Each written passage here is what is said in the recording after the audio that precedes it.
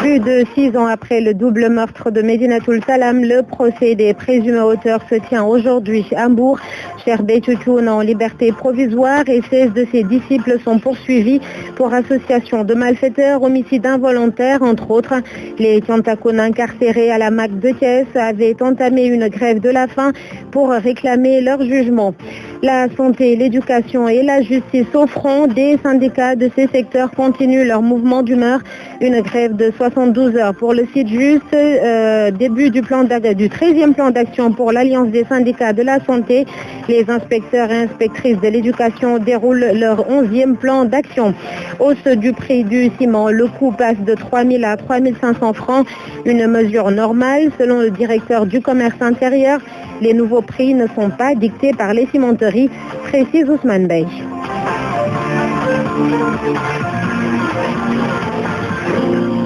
Cheikh Béthio Thioune et ses disciples jugés aujourd'hui, c'est le procès du double meurtre de Medinatoul Salam. Plusieurs chefs d'inculpation pèsent contre le guide des Tiantakoun et ses hommes, notamment homicide involontaire, recel de cadavres, entre autres. Barassao et Ababakar Diagne avaient été tués puis enterrés à la va-vite le 22 avril 2012. Le procès doit se dérouler au tribunal de grande instance d'Mbour. Jo Maroun revient sur cette affaire. Le procès concerne Cheikh Béthio Thioune aujourd'hui en liberté provisoire et près de 16 Tiantakoun en détention préventive à la prison de Thiès. Les détenus qui durant les derniers mois avaient observé un mouvement d'humeur et autres manifestations pour la tenue de leur procès. Ces Tiantakoun mis en cause sont poursuivis pour homicide involontaire avec acte de barbarie, recel de cadavres, non-dénonciation de crimes, association de malfaiteurs, détention d'armes à feu sans autorisation administrative, infraction aux lois sur les inhumations, des délits qui peuvent conduire à une peine de prison à perpétuité. Le guide Cheikh Béthio Thioune, lui, est jugé pour complicité d'homicide. En janvier 2012, le doyen des juges d'instruction de Thiès, Abdoulaye Hassan Thioune, avait pris une ordonnance de renvoi devant la cour d'assises contre les accusés pour association de malfaiteurs, meurtre et complicité de meurtre avec acte de barbarie. Il avait ainsi suivi les réquisitions du procureur de Thiès à l'époque, Ibrahim Ndoye. L'affaire dite de Medinatoul Salam 2 remonte au 22 avril 2012. Barassao et Ababakar Diagne, 2 disciples de Cheikh Béthio Thioune, ont été tués au cours d'une bagarre. Les corps sans vie ont été inhumés sans autorisation ni autopsie. Mais une enquête avait permis l'arrestation du guide de Tiantakoun et de plusieurs disciples. Jo Maroun, parlons de ce sujet qui met en émoi tout le pays, l'insécurité dans la banlieue dakaroise avec le meurtre de Maria Massagna, l'agression d'un agent du ministère de la Santé, entre autres. Le directeur général de l'Agence d'assistance à la sécurité de proximité préconise des réunions trimestrielles de concertation dans les quartiers. Papra Lignang, par ailleurs criminologue, estime que la prévention est le meilleur moyen de réduire la criminalité. Écoutons-le avec Aminata Goudiaby. Il faut savoir distinguer. En tant que spécialiste, ce qu'on a vécu au Sénégal, ce n'est pas une question d'insécurité. C'est des comportements isolés qu'on doit analyser du point de vue criminologique. Donc je pense qu'il faut aller dans le sens de la recherche de solutions par rapport aux personnes. Essayer d'anticiper ce qu'on a appelé la prévention primaire. Voir ceux qui sont appelés à passer à l'acte, travailler sur ces personnes, notamment sur la drogue, notamment sur les armements, sur le caractère, le côté psychologique des gens. Ça, c'est des personnes qui se comportent individuellement, qui rentrent dans les maisons, qui tuent, et malheureusement, les gens l'analysent en termes de sécurité. Quand on voit des meurtres, les gens se sentent en sécurité, en insécurité, c'est tout à fait naturel. Maintenant, il faut aller vers la prévention situationnelle, c'est-à-dire mettre en place des dispositions qui nous permettent de diminuer le risque d'insécurité, c'est-à-dire essayer de faire participer les populations par des tables de concertation sécuritaire dans les quartiers. Faire en sorte que dans chaque trimestre, les gens se retrouvent autour du délégué de quartier avec les acteurs régaliens pour discuter des questions de sécurité, parce que la sécurité, avant d'être combattue, elle doit être observée et discutée. Et je pense que si nous le faisons, nous pouvons aller dans le sens vraiment de compréhension de ces phénomènes. Papra Lignang était le parrain de la cérémonie de sortie de la 6e promotion des élèves maîtres de Fatick. Il est 7h04. Pour moi, RFM, c'est la radio la plus proche de la population. RFM, plus proche de vous. Ce sont des syndicalistes en colère, frustrés, qui promettent de faire face au gouvernement. L'Alliance des syndicats de la santé en Ndugesem poursuit son 13e plan d'action avec une grève de 72 heures. Les urgences seront respectées, mais il n'y n'y aura pas de service minimum. Des marches nationales sont également au menu. En ce qui concerne le syndicat des travailleurs de la justice, SYTJUST, il démarre une grève de 3 jours dès ce lundi pour exiger la mise en solde des indemnités dues aux travailleurs. Un autre syndicat qui exige des indemnités et un respect des accords signés, le SIENS, syndicat des inspecteurs et inspectrices de l'éducation. Ces travailleurs seront en grève du 15 octobre au 3 novembre. Au programme, boycott des activités, gel des examens du préscolaire au secondaire. À Thiès, dans la commune de Khombole, les acteurs de l'éducation réclament un deuxième collège d'enseignement moyen. L'unique collège de la localité ne peut plus contenir les élèves. À titre d'exemple, une salle de classe peut compter jusqu'à 100 élèves.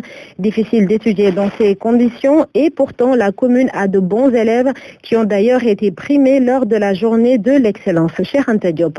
Sur initiative du mouvement à l'appel de Khombole Action pour le progrès, une exigence locale, les meilleurs élèves de la localité qui se sont bien illustrés durant l'année scolaire écoulée ont été primés. Cet événement, au-delà de sa valeur symbolique, revêt une importance capitale. Magui Boy, le coordonnateur du mouvement à l'appel de Khombole. Pour permettre également de mieux cultiver l'excellence. Donc 97 lauréats en prix d'honneur, des prix d'excellence pour les cours respectifs, les meilleures moyennes, des prix spéciaux pour les filles qui se sont bien classées.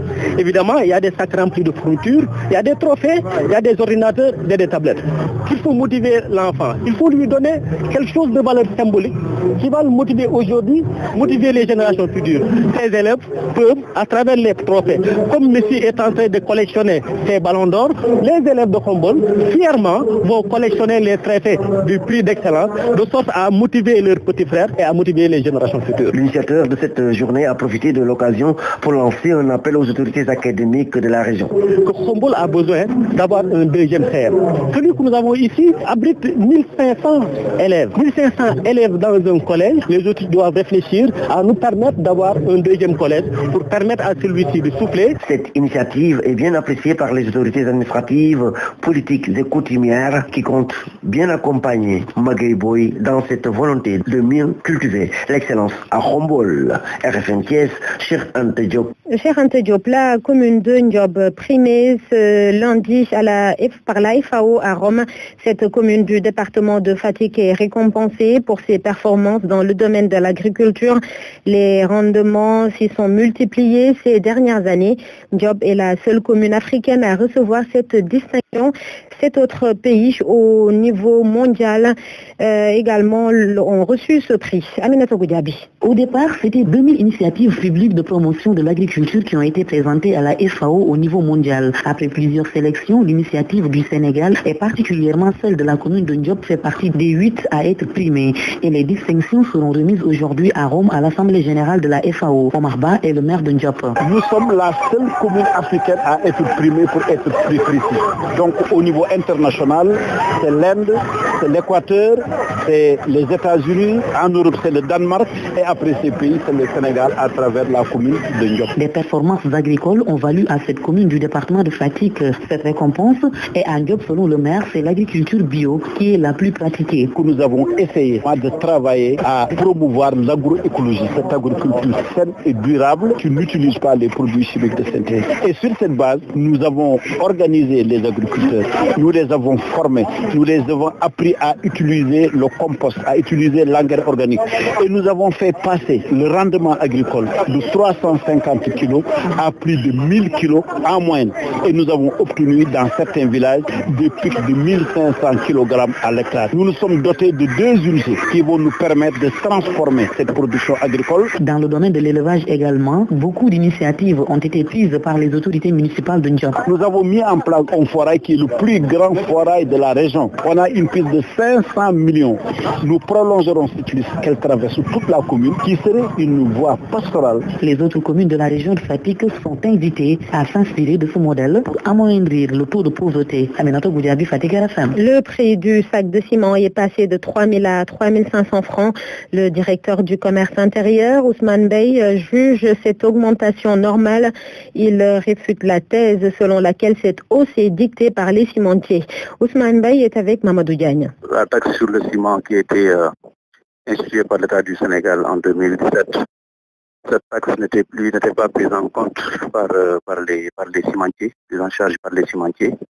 Toute chose faisant qu'à l'expiration de l'arrêté, n'est-ce pas, qui a été pris le 6 juin 2018 et qui avait une durée de vie de 4 mois, les cimentiers ont procédé à un réajustement de prix qui correspond à la taxe de 3 000 francs hors taxe et 3 540 francs TTC sur le bénéfice. Est-ce que cette hausse n'est pas dictée par les cimentiers? Nous avons été bien informés de ce réajustement de prix avant sa mise en application. Donc vous avez entendu ces derniers temps certains cimentiers un peu annoncer ça tirer sur la sonnette d'alarme.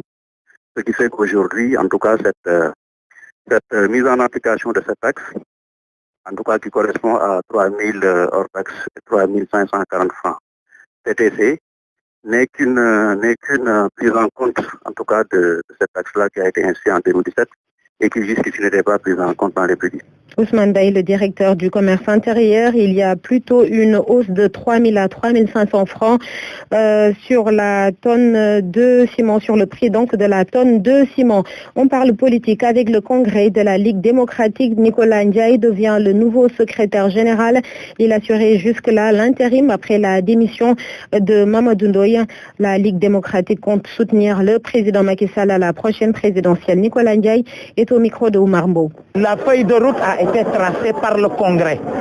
En fait, vous avez entendu les résolutions, vous avez entendu tous les documents qui ont commencé à être élaborés depuis des mois et que le Congrès a entériné. Nous pouvons les résumer en 3 étapes. Premièrement, nous allons continuer le parrainage parce que notre dernier bureau politique avait décidé de parrainer la candidature du président Macky Sall. Ça, c'est la première étape. La deuxième étape, c'est que nous allons en pré-campagne électorale, ensuite en campagne électorale, pour élire notre candidat, le président Macky Sall, de préférence au premier tour. Voilà. Maintenant, après, il y aura le cours normal des choses, c'est-à-dire en matière d'élection. Après, il y aura les élections locales en 2019. Donc voilà. Maintenant, nous pensons que la LD est aujourd'hui dans des conditions objectives pour avoir un nouvel élan. Et dans ce nouvel élan, nous allons d'abord faire fonctionner le parti, nous allons nous massifier, nous allons mettre en place toutes les structures qui le méritent. La Ligue démocratique était en congrès ce week-end. Il est 7h12, Babacar. Merci beaucoup, Sorno Natambaï. RFM Matin, les titres sport, Youssouf Bodjon. Idrissa Gana Gueye blessé et forfait pour le match Soudan-Sénégal ainsi que Moussa Konaté. Tous les 2 joueurs sont rentrés dans le club. Le match donc prévu mardi prochain. Les Lions sont arrivés à Khartoum hier un peu après 19h. Handball, Coupe du Sénégal 2018 chez les filles. Sacre de la Renaissance de Tivaouane qui a détrôné le Saltigué de Rufisque. Chez les garçons, doublé pour l'ASFA qui a dominé l'ISEC. Youssouf Bodjon, le journal des sports en Wolof tout à l'heure à 8h15. Bonjour Abdoulaye Sissé. Bonjour Babacar. Votre chronique du lundi dans un instant. La bataille des femmes à l'Assemblée nationale, la parité au niveau des postes de vice-président gagnée. Notre invité à 7h40, la députée Benno Bokuyakar Yeya Diallo, par ailleurs présidente des jeunesses féminines du Parti socialiste.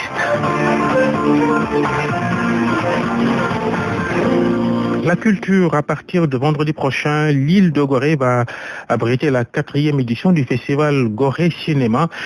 Honneur cette année à la culture afro-brésilienne. Les organisateurs veulent mettre en valeur la création artistique de l'Afrique et de sa diaspora. Le sujet culture réalisé par Anna Rocha. Gorée, capitale de la culture africaine et de sa diaspora, le temps d'un festival. Pour cette 4e édition du Gorée Cinéma, les organisateurs ont intégré 2 grandes innovations. Yanis Gaye est le directeur éditorial du festival. Alors cette année, la particularité du festival, c'est qu'il est composé de 2 cycles.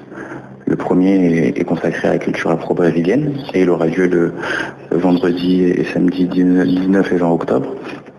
Et il est composé de projection de films, bien entendu, mais également de spectacles. Il y aura donc 2 concerts et un spectacle de capoeira. Et le deuxième cycle, lui, il est un peu différent et il aura lieu donc le 26 et 27 octobre.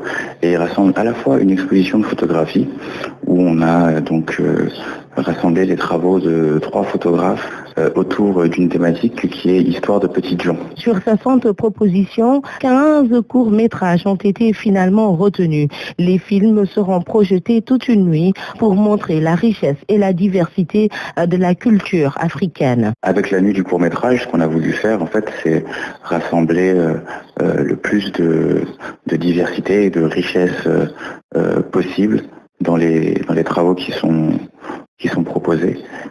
Et avant cela, en concert, en préliminaire, on va présenter en fait le travail d'un jeune. Donc c'est vraiment la jeunesse qui est mise en avant. Le travail d'un jeune musicien qui s'appelle Ejo et qui lui a travaillé sur de la poésie, qu'il a mise en chanson. La 4e saison du festival Gorée Cinéma démarre ce week-end. Pendant une semaine, l'île va vibrer au rythme de la musique d'Afrique et de sa diaspora, des expositions, mais aussi du cinéma en plein air. Merci beaucoup Alain Rocha. Et ce matin, RFM Matin, l'émission qui réveille le Sénégal. 7h16, Abdoulaye Cissé en place pour votre chronique de ce lundi. Quand la science rattrape la réalité, la mort violente du douanier Cheikhou Saro, mort jusqu'ici pas élucidée, en tout cas les premiers éléments de l'enquête parlent d'un suicide, et sans présager des causes véritables de la mort, suicide ou assassinat. Cette mort pose avec acuité les mutations profondes auxquelles notre société doit faire face. Le plus à plaindre dans cette période post-mortem du douanier Cheikhou Saro, ce sont les médecins légistes qui doivent élucider le genre de mort et si jamais il y en a dans ce pays, non superfliques façon les experts Miami. On attend surtout de la science qu'elle dise à travers des règles de calcul et des méthodes scientifiques si la victime a pu elle-même appuyer sur la gâchette de l'arme à bout portant, à bout touchant et selon la position du corps, la trajectoire du projectile, s'il a fallu une tierce personne pour tirer sur la victime. Le temps de la science, on peut le comprendre, n'est pas le temps factuel de la nécessité d'informer. En l'espèce, il n'y a pas de doute, le plus important n'est pas d'aller vite, comme la presse qui manifestement a foulé aux pieds les règles les plus élémentaires de respect de la présomption d'innocence, mais aussi et surtout du respect du secret de l'instruction. Jusqu'à quel niveau, à partir de quel moment et comment d'ailleurs, on peut se mêler à une affaire pareille sans gêner l'enquête et les enquêteurs. C'est assurément un précédent très dangereux que la presse, toute en général, a franchi. La presse a enquêté, en l'espèce d'ailleurs enquêter est un bien grand mot. Elle a plutôt, sous la dictature de l'émotion suscitée par la mort brutale et violente de l'ancien chef du bureau des douanes de l'AIBD, recueilli des témoignages, souvent passionnés aussi, et que la presse a très vite et sans filtre transformé en vérité de l'affaire. D'abord, on a jeté en pâture une dame, étalé sa vie privée, dépeint un monstre, limite, on en a fait une dépressive hystérique en l'accusant directement d'être l'auteur des faits incriminés, puis d'avoir produit des soi-disant extraits d'aveux du jardinier du couple qui se déchire jusqu'à ce coup fatal. Sans précaution, madame la première femme du douanier passe d'auteur à commanditaire. Et retournement de situation que seule la presse est capable de produire, surgit de nulle part la thèse du suicide qui aurait été révélée par autopsie. Il faut vraiment être cette presse pour croire que c'est le médecin qui va maintenant dire qui a tiré. Même les experts Miami n'ont pas encore réussi à faire parler un mort et nous offrir ce genre de revirement à tour complet. On n'imagine pas la pression qui est maintenant sur les épaules des enquêteurs qui doivent dire ce qui s'est réellement passé dans les derniers développements avant le silence total sur cette affaire qui a fini d'étaler l'écart de la presse.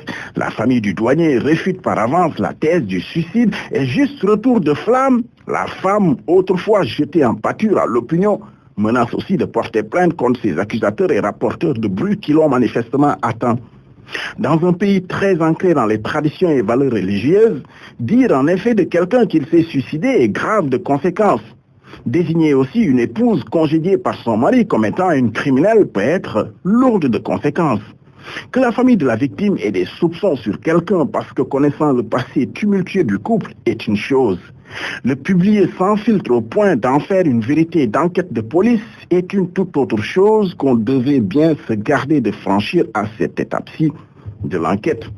Il existe des règles pourtant bien simples qui sont de ne pas aller plus vite que l'enquête de police. La presse du Sénégal était une référence en Afrique. Je veux bien croire qu'elle l'est toujours, en témoigne le sacre de notre confrère Madiambal Diagne, fraîchement réélu pour un 3e mandat à la tête de l'Union internationale de la presse francophone. Plus qu'une prime à l'encouragement, c'est un sacerdoce pour cheviller l'action de tous les jours au respect des principes d'éthique et de déontologie journalistique. Le Rwanda, qui revient activement au concert des nations civilisées, semble s'être bien remise de son traumatisme du génocide il y a plus de 20 ans. Mais les dégâts de Radio 1000 Collines ne s'effaceront jamais.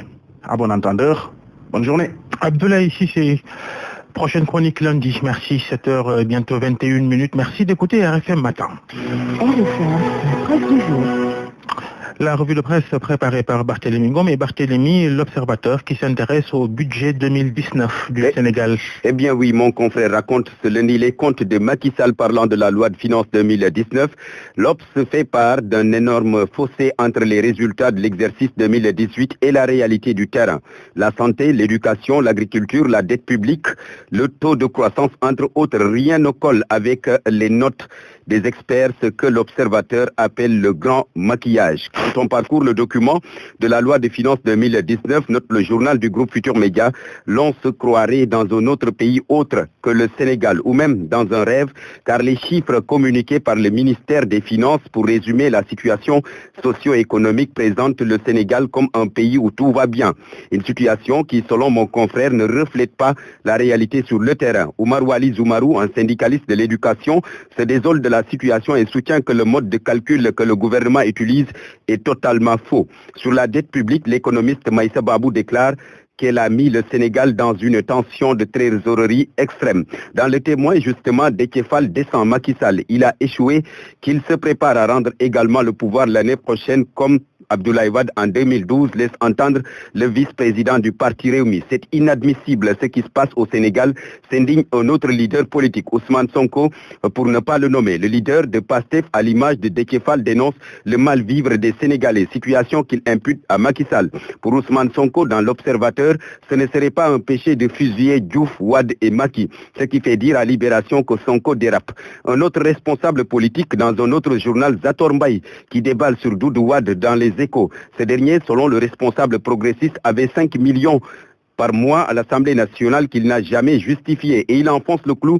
Doudou Wade, dit-il, c'est les pas de danse après la mise en accusation. Macky Sall, lui, il peut dormir tranquillement. Du moins, c'est ce qu'il a dit au journal Les Échos. Le président de la République, qui a reçu en audience le maire des Parcelles Asseni, Moussassi, déclare avoir pêché le plus gros poisson de Dakar avant d'ajouter, je cite, on a fait match nul avec le même nombre de voix au référendum et aux législatives. Maintenant que nous sommes ensemble, nous devenons imbattables. Fin de citation. Dans Direct Info, le ministre Moustapha Diop semble se mettre sur la même voie que le chef de l'État et lui promet un second mandat. Moustapha Diop, raconte mon confrère, qui procédait au lancement de la convergence autour de Macky, a remporté le défi de la mobilisation. Dopé par la foule, il déclare que Macky Sall est une chance exceptionnelle pour le Sénégal.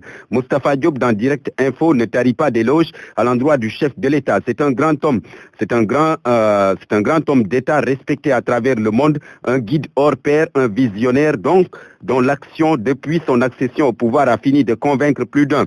Il termine pour dire qu'avec Macky Sall, l'émergence sera au rendez-vous en 2035. Mais cette émergence doit forcément passer par un mieux-être des populations. Qui dit mieux-être parle de plusieurs secteurs. Et parmi ces secteurs clés, l'eau et sa distribution. La tribune qui évoque l'appel d'offres pour l'exploitation de l'hydraulique urbaine évoque des soupçons sur la transparence du processus. 4 mois et demi après l'ouverture des plis des offres financières et 22 mois après le lancement du processus, on ne connaît toujours pas le futur distributeur de l'eau dans nos centres urbains, déclare le témoin. Nous terminons avec enquête qui apparaît ce matin avec un dossier sur le trafic et la consommation de substances illicites. La drogue au féminin, pointe mon confrère en une. Suivisme, mauvaise fréquentation, fuite d'un quotidien violent, eh bien voilà les raisons qui poussent les femmes vers la drogue. C'était la revue de presse de Barthélémy Ngom. Vous êtes élève de 3e et de